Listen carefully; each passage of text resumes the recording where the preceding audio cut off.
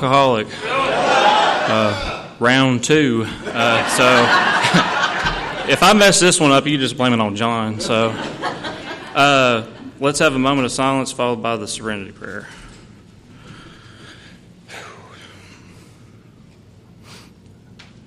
God, grant me the serenity to accept the things I cannot change, the courage to change the things I can, and the wisdom to know the difference. Philip, alcoholic. My sobriety date is February 19th, 2020. It's been really cool getting to host John, or I think probably he's been hosting me this whole time, really. I was late for breakfast this morning, and I woke up 2 hours early, so I'm still trying to figure out how I did that. And then I was almost late for dinner, so I think I'm really doing this, this hosting thing. I'm really knocking it out, do you need anything? I forgot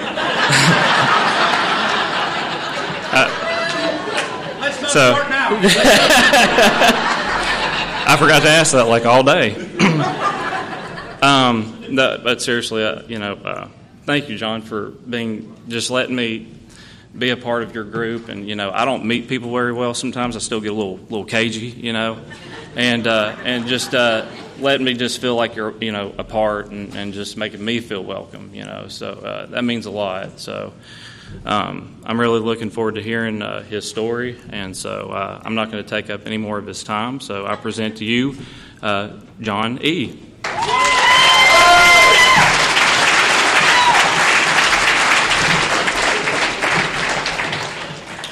My name is John. I'm alcoholic. I was all ready to roast him, and he got all nice and everything on me. Yeah.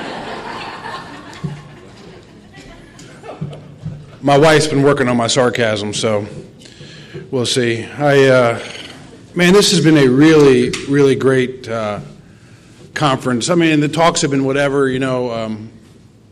but you guys have been so... No, I don't mean it like that. What I'm trying to say... started early. What I'm trying to say is you guys have been so kind, and I'm just so grateful. I really am. Steve's last talk really was phenomenal. I hope at least half of you missed it, so you weren't comparing my talk to that. Because, I finished that 6 and 7 talk, and I was talking about this need to be right and kind of be powerful, and just to be transparent. Like no sooner than 45 minutes off the podium, straight up put my foot in my mouth. So when we talk about these things from the podium, these are, as Bill says, the perfect objective. These are theories, these are goals. We were afterwards, everybody was nice, thank you, all that stuff, and we're talking, a couple guys. This old guy was telling me about his service at the First International or something in the 1300s, and he was with this other guy. And this other guy said, this old guy, he said, man, I just went to my first one in Vancouver. I said, me too. He says, it was so cool, it was 35,000 was holding hands, saying the Lord's Prayer. And no sooner than he said that, I had to correct him. I don't even know where you are. I'm looking for you, but good, he went home. But, God, sometimes, I just can't help it. Cliff grabbed me before the meeting and said, hey, do you want to pray again? I said, it's been 6 hours. I damn straight better pray again. I can do a lot of damage in 6 hours. So this is the easier job when I get to, our book says, our experience, strength, and hope, or what it was like, what happened was like now. And Steve stole my description. I think what we're really called to do is to talk about how we've established our relationship with God. And I love how Steve kind of reins that in by saying, what's most important is not really talking about the God that we found, it's okay to do that, but what's more important is to talk about this path that we all took to find him, right? It's really the greatest promise there is, I think in the book. Bill says God doesn't make hard terms on those who seek him. And thank God.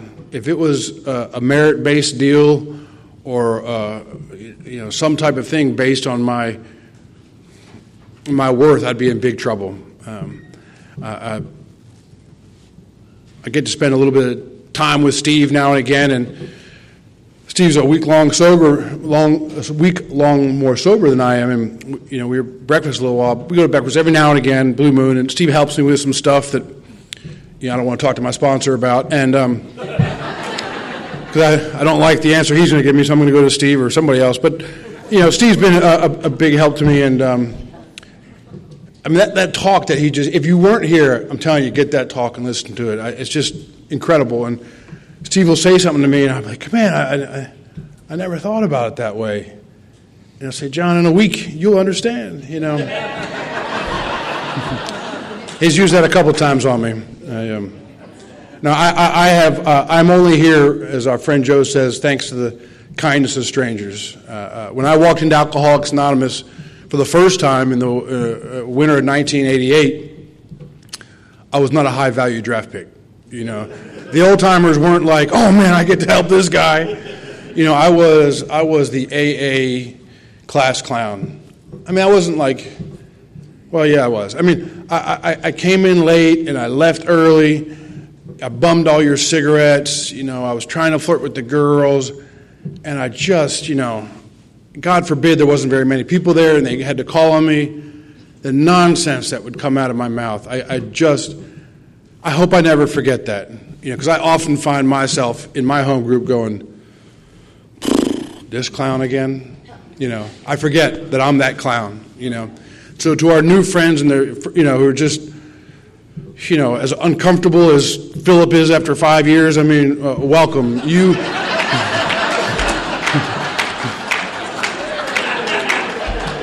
I made it a few minutes. So Cliff, you got to tell me, raise your hand in 20 minutes. I got to get sober in 20, and then we're going to do 20 more, and then we're going to have ice cream. I believe I was born with this disease. I was born restless, irritable, and discontent. It got hot in here. I was born restless, irritable, and discontent. That doesn't make me an alcoholic.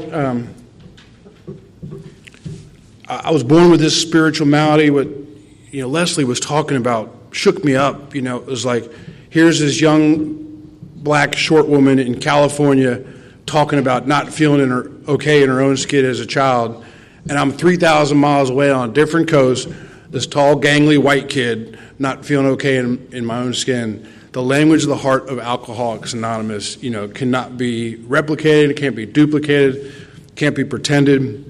That was my battle cry, man. I used to have all these do-gooders in my life that would just, and they meant well, they're trying to help me, but I just couldn't hear it from them. I got this thing screaming in the back of my brain saying, man, you just don't know. I've got this whole army of people saying, you need to do this, you need to quit drinking, you need to quit doing that other stuff, you need to quit getting arrested all the time, you need to go to school, you need to, all this stuff. I'm like, yeah, I need to, I agree. I would wind up in front of somebody in a position of authority, a judge or principal or a boss, they're getting ready to fire me or put me in jail or whatever, and they'd pull out this file folder and they'd, put their glasses down the end of their nose and I'm sitting there, and they'd say, John, what in the heck is wrong with you? We just don't understand. I grew up in this well-to-do community. I had every opportunity that the world can offer somebody. We weren't, like rich, but we were fine. There was nothing that I ever really wanted, and wanted for. And so I'm sitting, across from a judge or something, probation officer or guidance counselor, and they say, what is wrong with you, man? Why? And I put my butt in the back of the seat, and I put my elbows on my knees, and I stare at my shoes, and I play this game of silent chicken as long as I can. And if this guy has, been around a little bit, he'll let the silence go. And when I can't take the silence any longer, I give him the best 3-word answer I got. What is it? Damn straight, I don't know. And that's about the truest thing I've ever said. I don't know. I don't know what's wrong with me. So when somebody, the neighborhood do-gooder or somebody says, John, you need to do this, or they ask, and I'll say, you tell me what's wrong with me, And when I wound up at Alcoholics Anonymous, You guys didn't even have to tell me what was wrong with me. You told me what you found was wrong with you, and I went, oh my, that's what's wrong with me. I fell in love with alcohol from the very instant. My first real drunk was at my sister's wedding, which was unfortunate for her. There was 4 years between each kid. I'm the baby of the family, also the favorite, in case you're wondering. I had some experimentation with alcohol before that, but I really don't remember. I remember taking some pills before basketball practice because someone told me they'd make me run faster, and they didn't even make me run faster. I just can't run fast. And my parents would have these kind of parties, and I would do that kind of roulette game. You go downstairs, you shake the can, and see if there's a cigarette butt in it. If it's really full, you can't tell sometimes, so you just kind of rock it. But I wasn't trying to get rid of this restless, irritable, and discontent that I had yet. That was just dumb kid stuff, right? But my uncles made a decision to get me drunk at 11 at my sister's wedding, and the magic happened. I don't need to describe the magic, but you guys know what that is. My sponsor talks about how he got 10 feet taller and bulletproof and a better dancer and better looking and all this stuff, and that didn't happen to me. I just went from a -10 to a 0, and I was okay with the 0. I did not want to kill you any longer. I did not want to kill me any longer, and that was good enough. And, that very first night of drinking with my uncle, I drank until I got black out, pissed my pants, drunk. I threw up from the toenails up. I did my best to make a jerk of myself. Didn't ruin the wedding. They're still married, thank God, so I can't take any blame for that. But I showed my backside the way that we do. Very first drunk. And what I remember about this, and I share this almost every time because it's so real in my memory.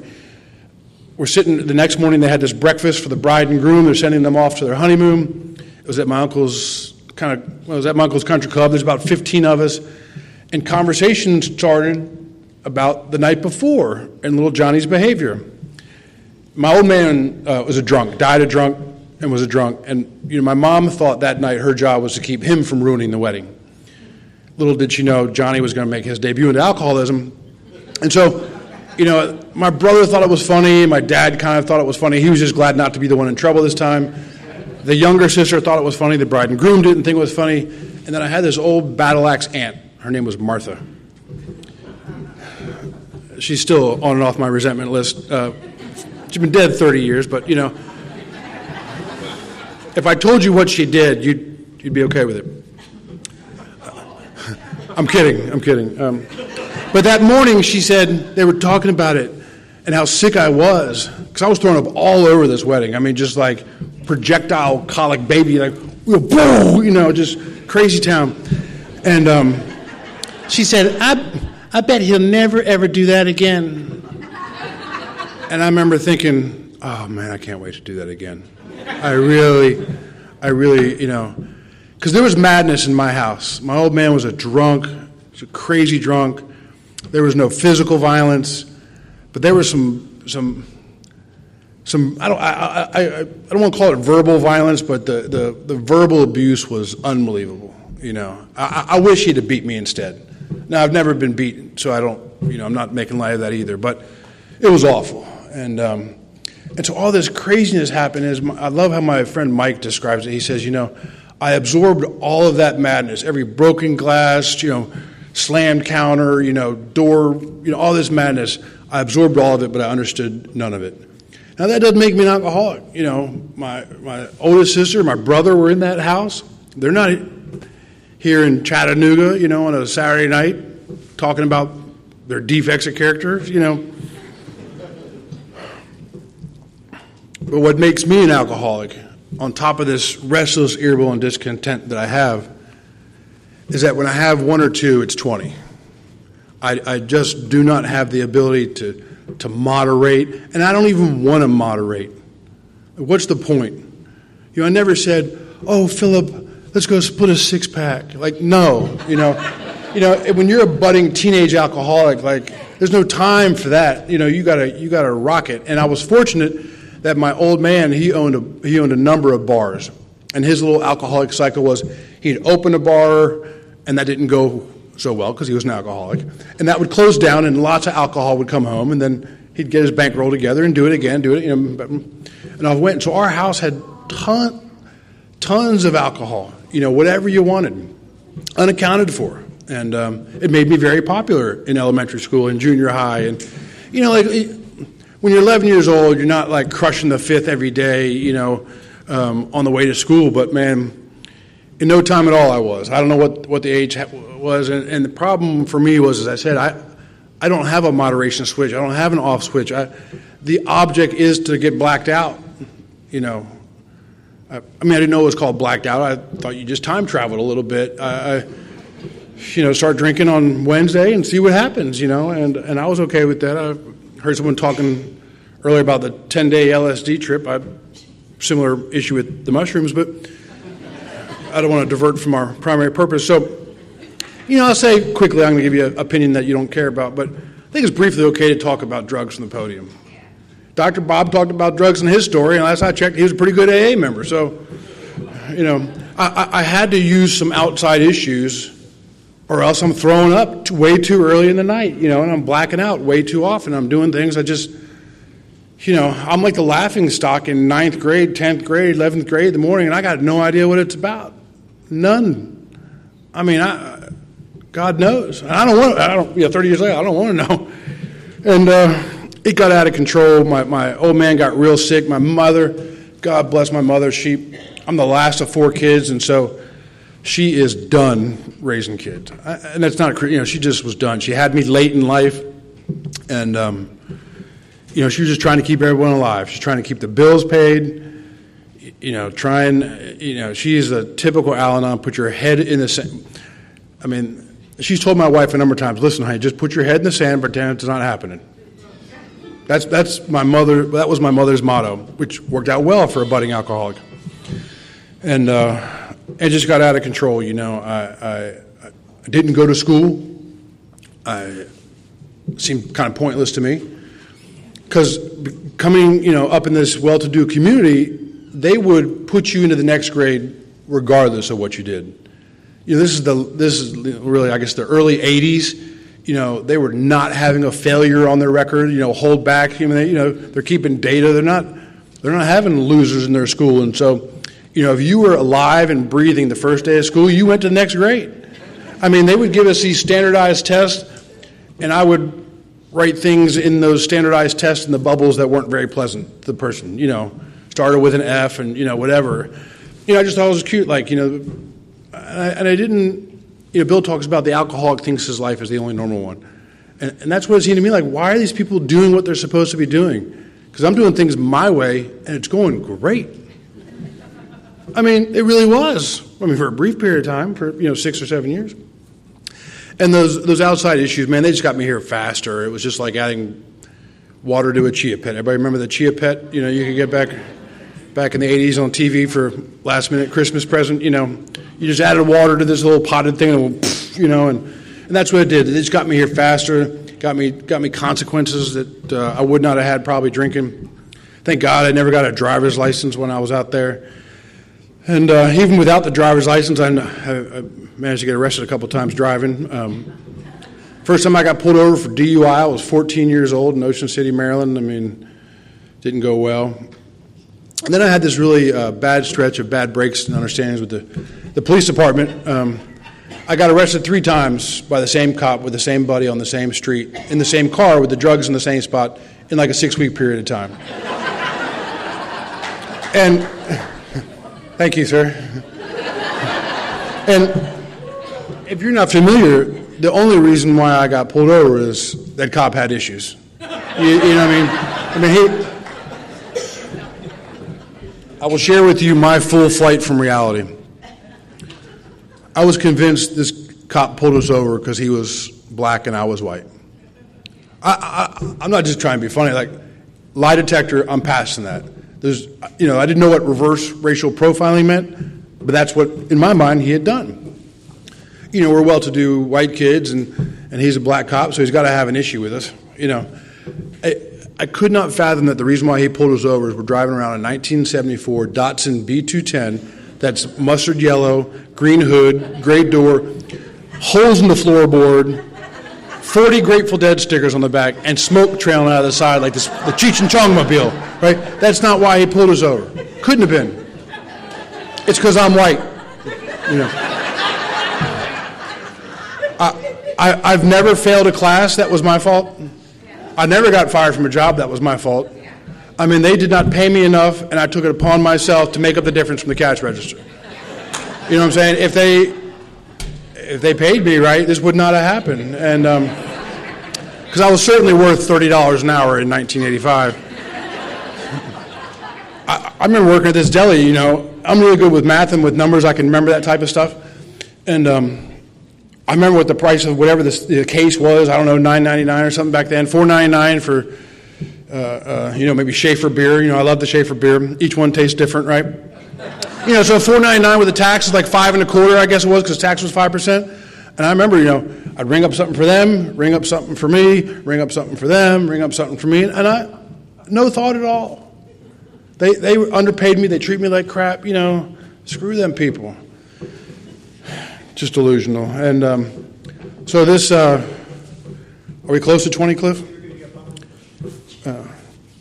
And I'm burning every bridge I ever walked across. My old man's dying of liver failure, a liver transplant. As I said, my mom's just trying to keep it together. You know, and it was like the late, mid to 1980s.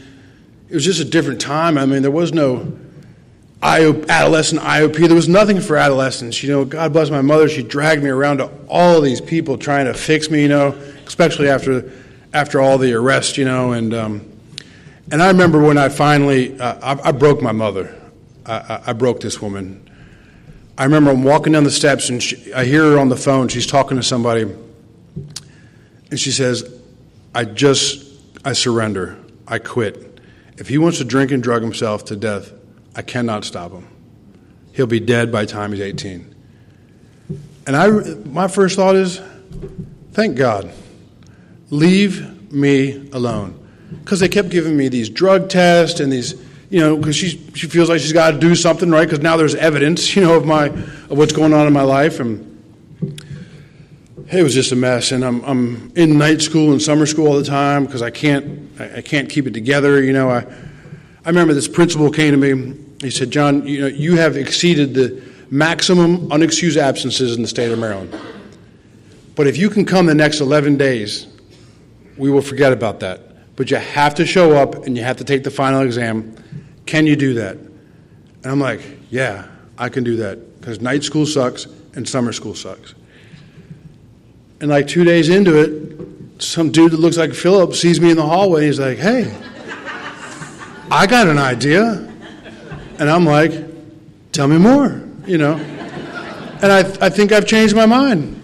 And I say, you know what? Night school wasn't that bad. That girl was cute. And summer school last year, that guy had some good stuff. And so, okay, you know, it's a good trade-off. I don't know that restless, irritable, and discontent is calling the shots. I got no idea, you know. I got no idea that I'm a slave. I mean, I do know I'm a slave to this thing at this point, but, you know, I don't understand the key words. I've just had people wag their fingers at me. And I get my first introduction to Alcoholics Anonymous. I'm in night school. And back then, you could smoke on school property during the breaks. You could just smoke class to class. I mean, it was glorious. And we're outside. You couldn't smoke inside, but, you know, you could smoke outside. And we're out by the door, you know, not this 50 feet business, you know, they give you these days. Don't smoke near the door. Man, shut up. I don't smoke anymore, but I still have a little resentment about that. We're outside smoking, and this guy, his name was John G. I can still see his face.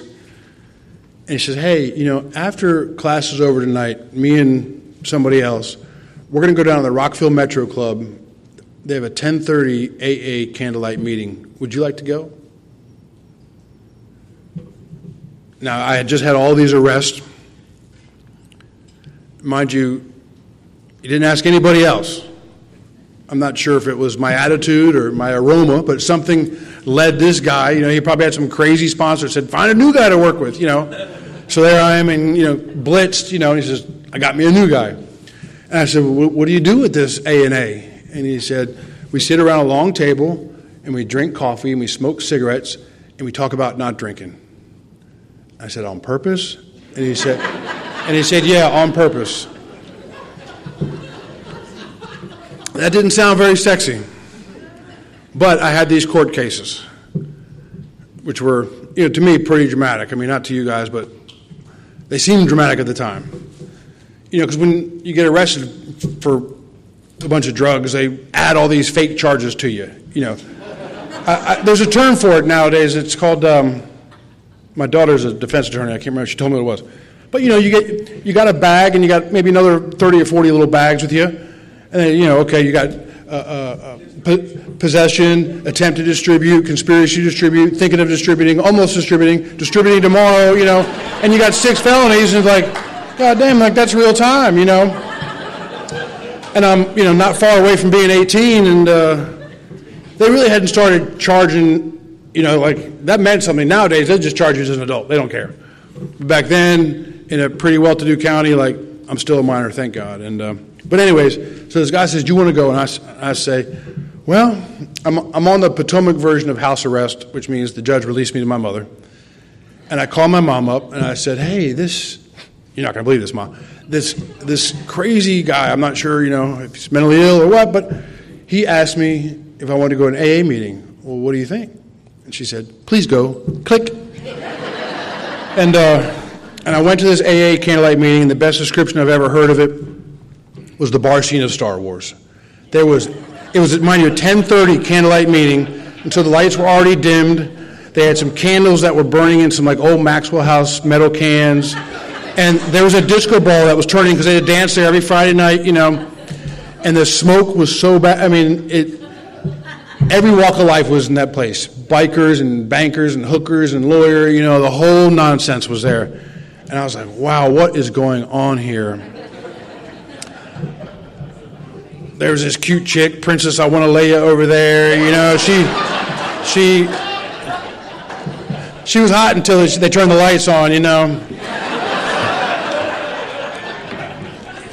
She had meth mouth before that was a thing, She's an OG on that. And anyways, and I stayed for a week. It took me, you guys learned earlier, I'm a slow learner, right? It took me a week, 7 whole meetings to find out you guys were talking about complete abstinence. I know. I figured that out. I said, I'm out.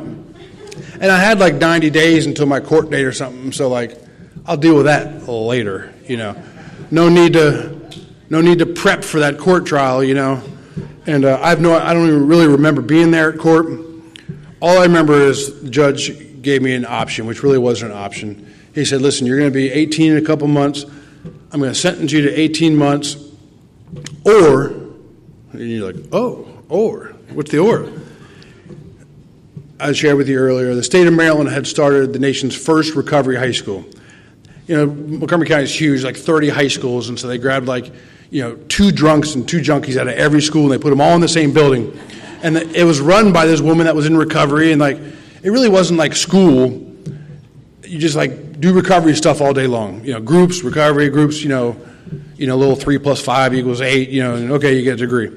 And he said, if you go 6 months, we'll drop the charges. And I zipped right through that program in 16 months. Thank God they didn't let me go, because their kind of model was, go for 6 months, they'll fix you, and they'll send you back to your high school. And I remember they called me and they said, hey, listen, you've been here 6 months, you're doing really good. We're going to call your high school and tell them you're coming back. And they called and they said, no, he's not coming back. And I don't know what their problem was. I mean, they had this little issue with me selling drugs to their security guard, but that's fine. Get over it. And so I agreed to go to this deal, and I walked into this treatment program July 5th, 1989, and by God's grace and people like you, I haven't had a drink since. And I'm telling you that.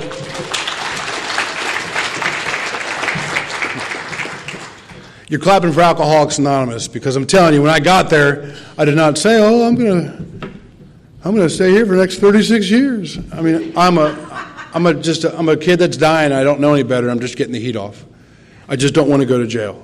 I have way too big of a mouth to go to jail. I'll get whooped in no time. I don't like fighting. But as I told you, I got this problem with my mouth. And I lucked out, man. These old guys just scooped me up that I was telling you about. I mean, incredible guys. And they weren't these big book perfectionists. And it seems like we've bred this institutional kind of method of going through the big book, and we've broken it down. I don't know if they were talking about the big book, but I don't remember them talking about the big book. It was an AA club. I don't know about here, but AA clubs where I live were crazy. There was not a lot of three legacy tradition stuff happening. I know in Chattanooga it's a little different. You guys never violate tradition, but here this place was crazy. And I'm going to give you kind of a microcosm of my early sobriety, because I want to talk about some of the gifts of recovery. And this is my early sobriety. So I do my 16 months, and I can do 16 months. I can stay sober 16 months in a program. They're drug testing me almost every day or once a week or something like that. And the breathalyzer randomly, and I'm surrounded by people that are doing the deal. Like in this controlled environment, I'm good. And then they gave me a high school diploma and sent me out in the world. Said, "You finished." And in no time at all, I was a mess. And all the young people I was hanging out with had gone back out. I had a road dog, and he went back to drinking. I remember it was like it was yesterday. It was Halloween night, 1990. He called me up, and he said, "Hey, John, I can't do this anymore. I'm just going to go for a little while. I cannot do this any longer. Do you want me to pick you up?" And I'm a coward. I didn't say, "Well, step 3. I said, "Listen, I got to call you back." Hung up the phone. Didn't talk to him for 10 years. I ran right to my sponsor's house, middle of the night, got his ass up. Got him up. Crying. I was tore up. This is my road dog. I didn't know what I was going to do. And he took me, like that night, he took me through like his crazy little version of the steps. You'd lock me up if I told you what they were. But it was whatever. It was the first time I really became willing to listen to this crazy sponsor that I gotten. But this is a microcosm of my early sobriety. So like some time goes by and I can't keep it together. My first 7 jobs in recovery were delivering pizzas, and I didn't do that very well. And, because they like you to deliver pizzas like to the end of the shift, but I like to leave at 8 and go to the meeting. And so I think I got fired from a job. My car was broken down. But I was just crazy. I could not get it, and I didn't know what to do. And the first Gulf War broke out. And I come from a long line of military heroes. My grandfather was a 2-star admiral, 36 years in the Navy. That's a big deal. His sons went through the Naval Academy. And so this is my early sobriety. So I went to the recruiter. I enlisted. And I went and asked my sponsor if it was a good idea. In that order. That's my early sobriety, right? Ready, fire, aim. And, I had no idea what it was really like to have a sponsor. I thought your sponsor was just kind of like your little homeboy, shoot the stuff a little bit, and hey, is she cute, or, whatever. Like, I didn't have this mentality that this is a guide through the steps, that's going to change my life. I'm sure they were talking about that, but I didn't hear it. At 19 years old, spiritual awakening, come on, man. I wasn't into that, And so if you remember, that Gulf War lasted like 7 days. And so my visions of being a war, let me back up. So I'm at my sponsor, I go back to my sponsor, I said, "Hey, I had this really good idea." He's like, "What was your really good idea?" I said, "Well, I enlisted." He said, "In what?" I said, "In the Navy." And he said, "Did you tell them the truth about your past?" I said, "Well, not really, kind of, He's like, "Well, good luck. What are you going to say?" And so the war was over in 7 days. My vision of being a war hero was gone. 5 months later, they shipped me off to San Diego, and kind of bummed about it now, my motive for going was lifted up from underneath me. And, when you get there, they shave your head, they take all your stuff, and they send it home. And they march you for like 48 hours and kind of break your spirit a little bit, maybe like 15 minutes of sleep in there if you're lucky. And then after that, they have this thing called the Moment of Truth Day. They bring twice the size of this room, as many people as you can fit there, 1,000 recruits, all wore out. come in there, and it's dead quiet, and they leave it dead quiet for like 7 minutes until you start nodding out. And then this guy comes in, chucks a metal trash can down the hall. You know how they do in the military. He says, today's the moment of truth day. If you lied, this is before computers and stuff. He says, if you lied about on your application, we will find out, and you will get a discharge from the United States Navy. It'll stay with you like a bad sexual disease for the rest of your life. But if you're honest with us, we'll send you home with a dishonorable discharge. He said, if you lied about being arrested, go into that corner and see that officer. If you lied about illicit drug use, go into that corner and see that officer. If you lied about psychiatric care, go into that corner. If you lied about something else, I forgot what it was, you go into that corner. I got a question. I'm sitting in the middle of 1,000 guys. I'm dead in the middle. I swear to you this is true. I swear to God this is true. I raised my hand. This guy is, I'm telling you, no one ever rose their hand to that question, right? Nobody. If I have a first, that's it. And he was so shocked. He said, what is it, son? And I said, well, where do you go if you lied about all four? And he said, you come with me. He literally walked me down to the commandant's office, and an hour later I was discharged and sent to the Navy brig for 14 days. So of my own power, of self-will run riot, the best I can do is serve my country for 48 hours. That's all I got. So if the Chinese invade, do not call me. I'm not your guy.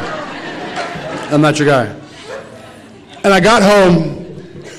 I was just running away from my life. That's what I was doing. And I got home, and shockingly, all those sober people were still there.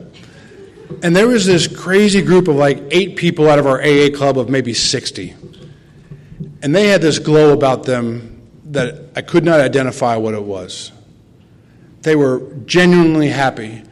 When they saw each other, they embraced. They didn't do that AA man hug. Sometimes we get lazy to do that, but they embraced each other. They looked each other in the eyes, which was a whole different language to me. They told each other they loved each other. And I really, I'm dying by this time. My sobriety is meeting-based, and, if the meeting sucked, my day sucked, and recovery sucked.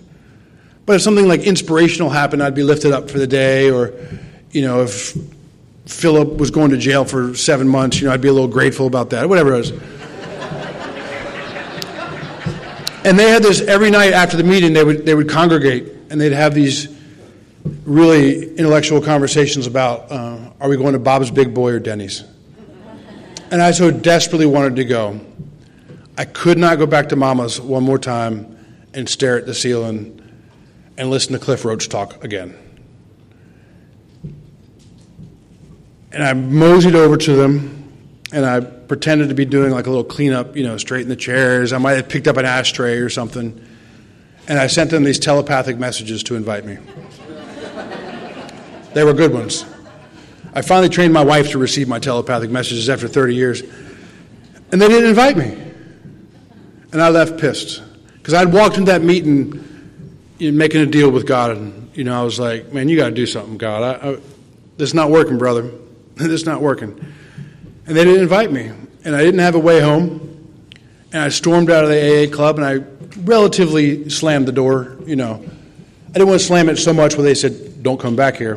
Because I'd seen that happen. I'd seen doors come off of hinges in this AA club, So I knew I had to behave myself a little bit.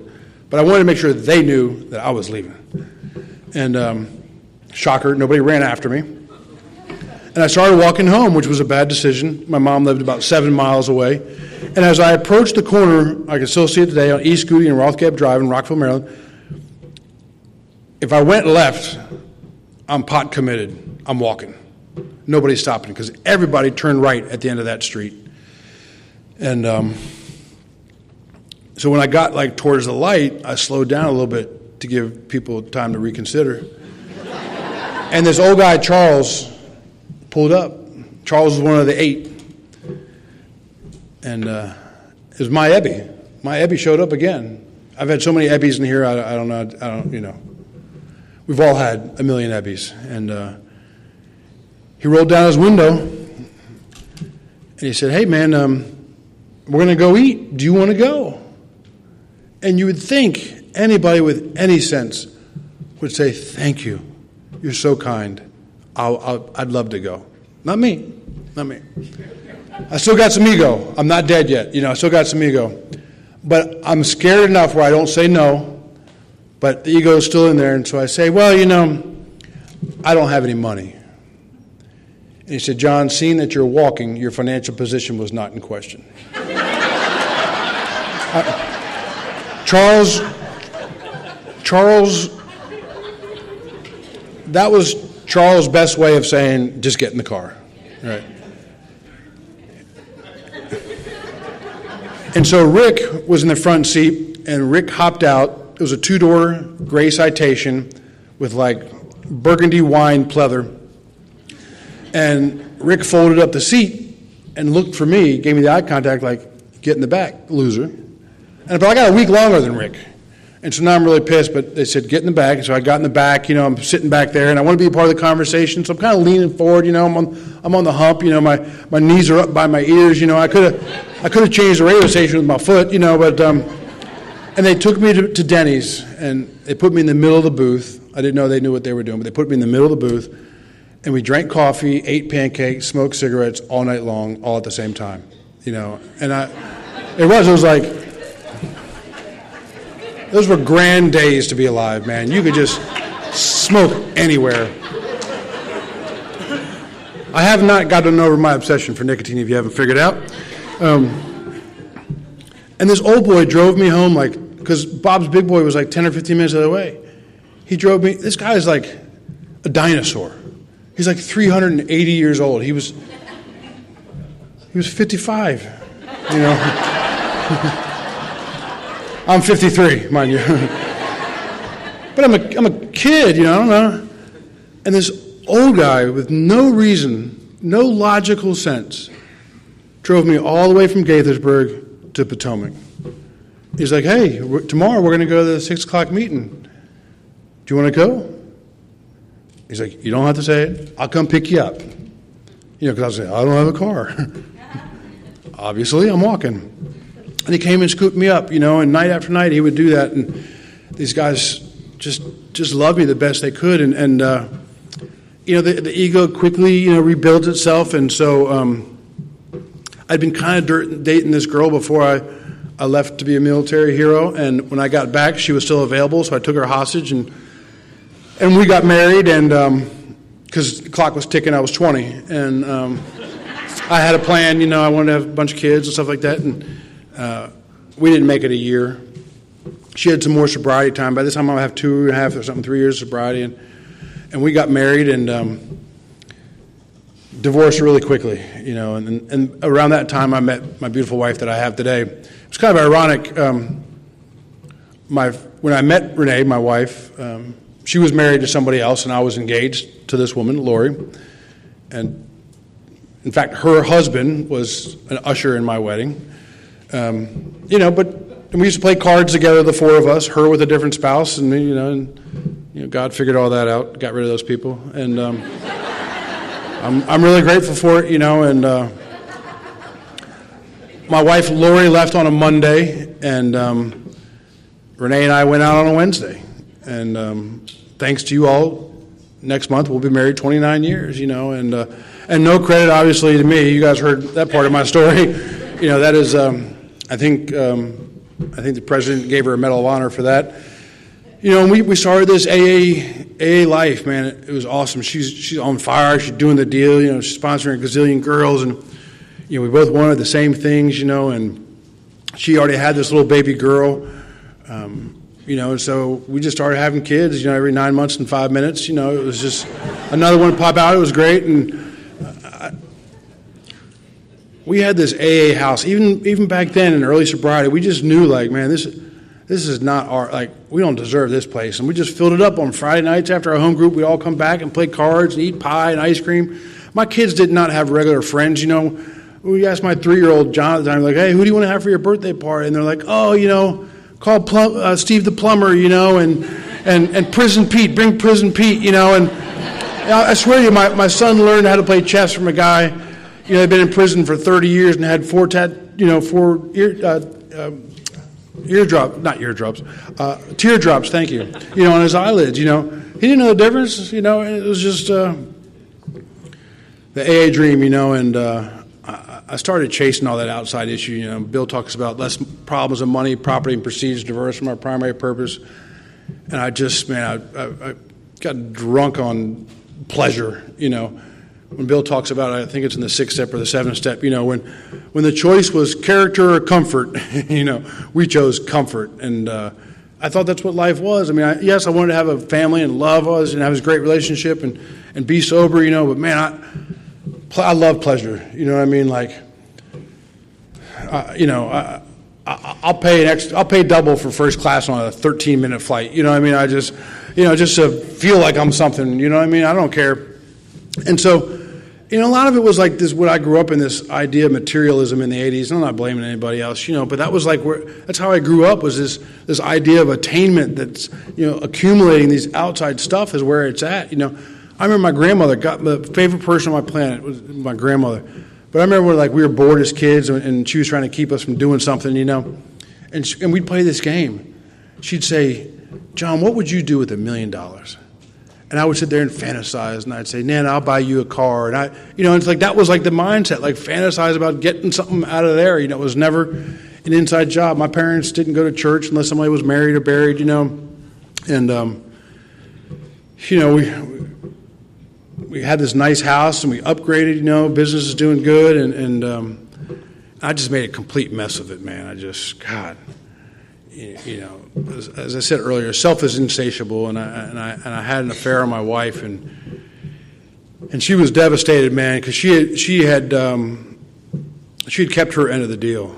Incredible woman, incredible wife, great woman, and I was dying inside. When the stuff hit the fan, when all I'm juggling all these plates, trying to keep this business alive, and the lights on, and the mortgage paid, and the cars paid, and all this nonsense, just came crashing down. I was in the shower, and my wife had grabbed my phone, and this woman had texted me, "Where you at, boo?"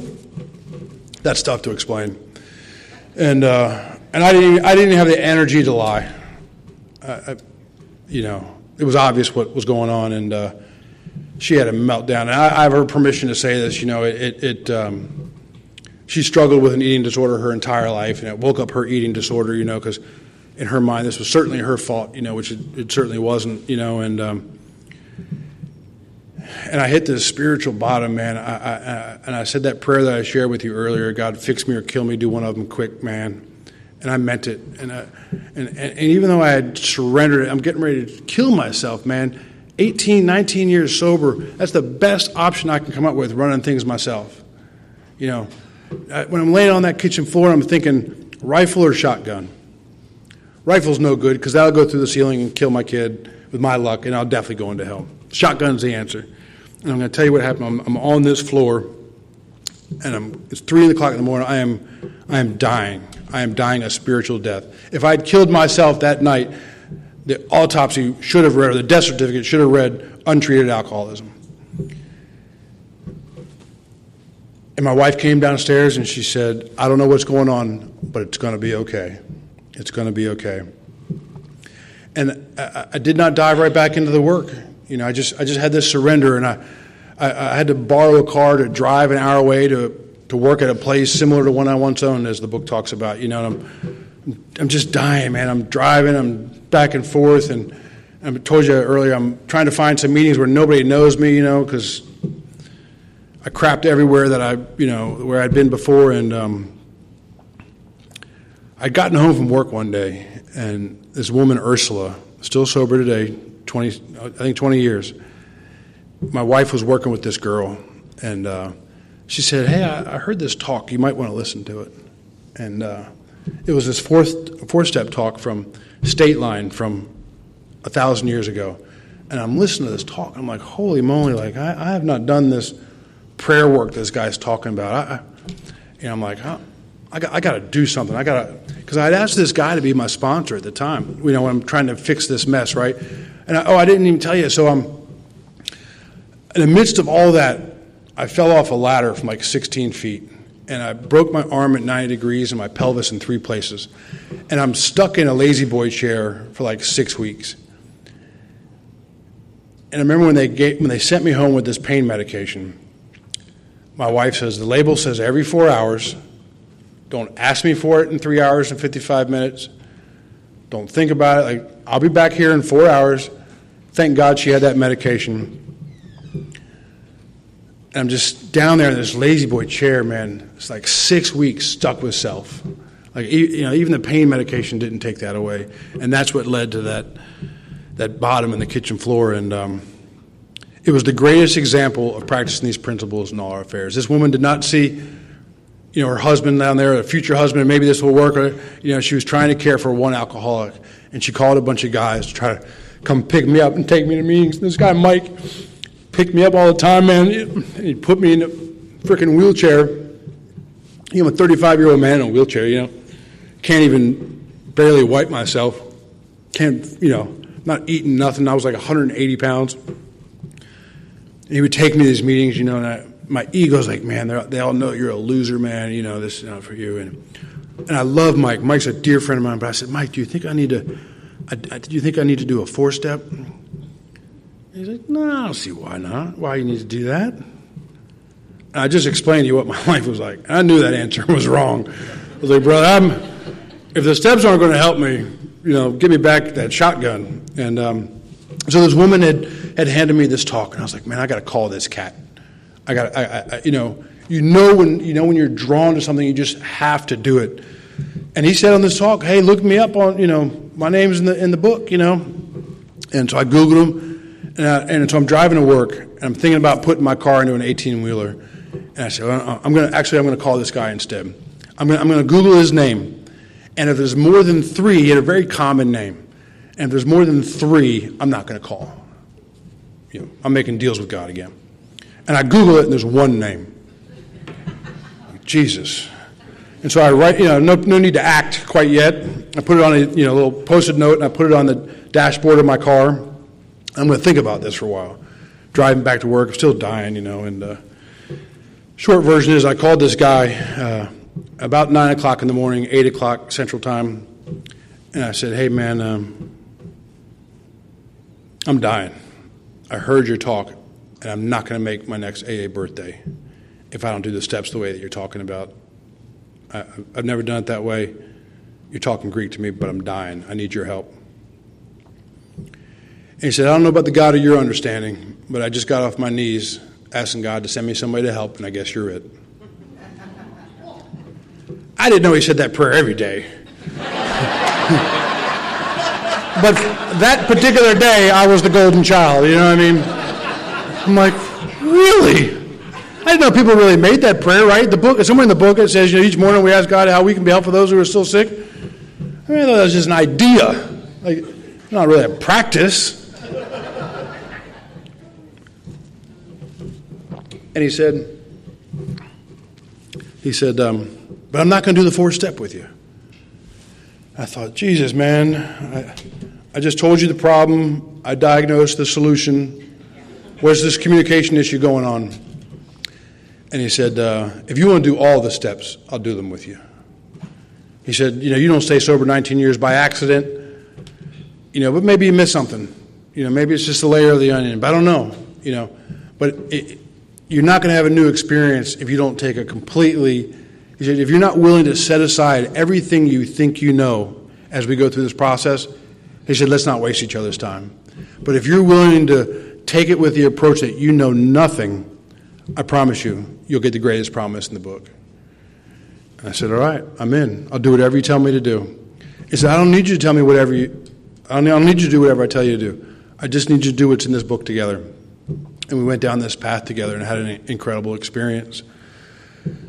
So I'm going through the steps with this guy over the phone. This is pre-Zoom, pre-pandemic, and I never even met this cat, and we get finished the 4-step, and he says, hey, listen, I know you're going bankrupt. I know you don't have any money, but get down here. We're going to do a 5th step. And I don't know what I did, but God sent me a couple of bucks, and I wound up on a plane down here, and I got off on the plane, and this guy embraced me in the way that I was telling you these other people embrace, right? He is not a hug. I mean, he is not a backbeater. He is a hugger. He will embrace you. And this crazy old fool saved my life, man. He saved my life. He helped me fall in love with doing service all over again, you know. I remember, you know, so we do the 4-step and do the 5-step, have this wonderful experience, you know. And I fly home and starting to work with some guys. He made me. He's like, you know, you got to find some guys to work with, you know. And I said, man, it was one time after a meeting, I said, I was at this meeting, this guy was talking, we really hit it off. I said, it was great. I gave him my number. And he said, what? I said, I gave him my number. He said, no, we don't give numbers out. I said, what are you talking about? We don't give numbers out. He said, we exchange phone numbers. He said, you call that guy. Bill did not call Ebby and say, come help me. Ebby showed up on his door, unsolicited. I love what Steve was talking about earlier, you know, about this God business and all of our references. I mean, I don't think there's a religion we haven't mentioned this weekend. If you're new in Alcoholics Anonymous, I'm going down a little rabbit trail. If you're new in Alcoholics Anonymous, we don't demand that you believe anything. All of the great religions, Christianity, Islam, Muslim, Buddhism, Mother Earthism, some other stuff that I don't even, whatever, planet Earthism, whatever you got, they all have one thing in common. Do you know what it is? They send their drunks to Alcoholics Anonymous. Right? We do not care what you believe. In fact, we really don't care what you add to your alcoholic identification. Just come in here and be an alcoholic. Whenever I say I'm something else, I'm separating myself from the herd. I think I can go out, by myself in isolation and fix my problem and come back and tell you how I fixed it. And that's not how it works. God works in 90 degrees. God speaks to me through you, through Cliff, through Robert. Well, almost through everybody.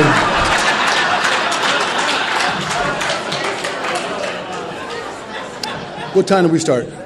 How much good? Oh, that's not enough. All right. We're not going to do that. I know we all want ice cream. But what I wanted to tell you was diving back into the steps. I got that promise that I had a spiritual awakening as the result of these steps that Vivian was talking about. It's guaranteed. I've never taken somebody through the steps and go, that didn't work. Has anybody in this room seen it? I want to talk to them. And I can tell you that the unthinkable can happen. I'm going to tell you two things, and then I will shut up. I knew when my wife had found out about this woman, I knew that it was going to be impossible to fix. I really, I agreed to try. I wanted to try. I agreed to try, but I knew it was impossible. Because I knew, that's a dangerous statement. I knew she was going to beat me over the head with this for the rest of my life. Because it had happened to her in her first marriage. So of course she's going to be, that's just what we do. But what I didn't know is that she had a spiritual awakening as a result of these steps. She didn't bring that crap into our marriage. And I said, I'm just going to give it a year. I'm just going to give it a year. I'll take whatever beating I got to take for a year. And it wasn't like that at all. It wasn't like that at all. And I can tell you that we have thanks to Alcoholics Anonymous, the principles of Alcoholics Anonymous, the steps of Alcoholics Anonymous, the people of Alcoholics Anonymous, we're as happy as we've ever been. Life's not perfect. Our marriage isn't perfect, by any stretch of the imagination. Any stretch of the imagination. We speak different languages. Totally different languages. I read this thing one time, that women use at least 15,000 words a day and men use about 9,000 words a day. And I'm on the low end of that. I'm like 7,000, and so I get home from work or whatever, and I'm used up with my words. I got like 100 left, and she's got 8,000 left. It's tough, and she uses words like about emotions and feelings and stuff. And she's been a great wife. She's been the best partner a guy like me could have, and we kept God kept our family together, and have these 3 incredible kids. Some of the gifts of Alcoholics Anonymous. I told you that story about my son, and in November we moved to Tennessee for grandkids, and in November my son had our first grandson. My son is John Forrest Edmonds Jr. And because of Alcoholics Anonymous, he loved his dad so much, he named that baby boy John Forrest Edmonds III, right? That only happens because of Alcoholics Anonymous.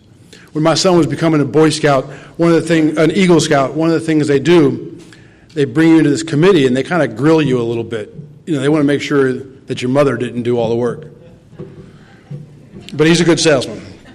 And when you do that, you have to bring a fellow Eagle Scout with you. You can't bring your mom or dad, to feed you the answers. You have to bring a fellow Eagle Scout that's going to speak for you. And they said, "Who's your hero?" And he said, "My dad. I came to Alcoholics Anonymous hating my father." As a part of starting that recovery high school a couple years ago, I got to see my old high school recovery teacher, and he said, "Do you remember the first thing that you said when you showed up?" I said, "Nah, I have no idea what I said. If I owe you an apology, I'll make it." And he said, "We asked you why you were here, other than not drinking, not doing drugs." He said, "We asked you why you were here, and you said that you hated your old man so much that the day that you had kids, you just didn't want them to hate you as much as you hated your old man. And you guys gave that to me." One more little story. My sponsor does this thing called the love meditation, and he likes to envision, a beam of God coming to him and sending it out to people that he might have some strife with, or that just having some struggles, And when he does that, I like to envision an umbilical cord. I like this idea that I can't separate this umbilical cord from me that goes to God. It can't be disconnected. And so my wife is having our second daughter. It's my first time in the delivery room, and you all know how that looks, right? You're laying there. You got all the stickers and all the cords that go to the monitor to say how the baby's going. You beep, beep, beep, baby's cool, everything, and all of a sudden, across the screen, beep. The baby's heartbeat had stopped. And when that happens in the delivery room, exciting stuff happens. They rush in, there's doctor, nurses everywhere. They got the scalpels out. They're getting ready to slice her open like a butterball turkey. Probably not the best analogy.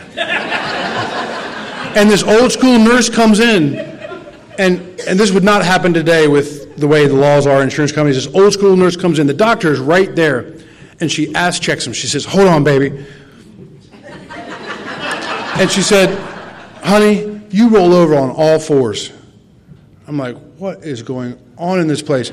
And she said, "You reach all the way out there and put your leg all the way out here." It was like pregnant, naked twister. It was kind of hot.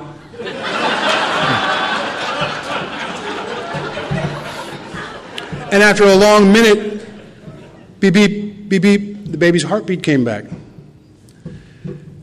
Baby born beautiful, man. She's one of my best buddies. We talk every day. My daughter calls me every day. She's a criminal defense attorney, so she thinks I can give her some valuable advice.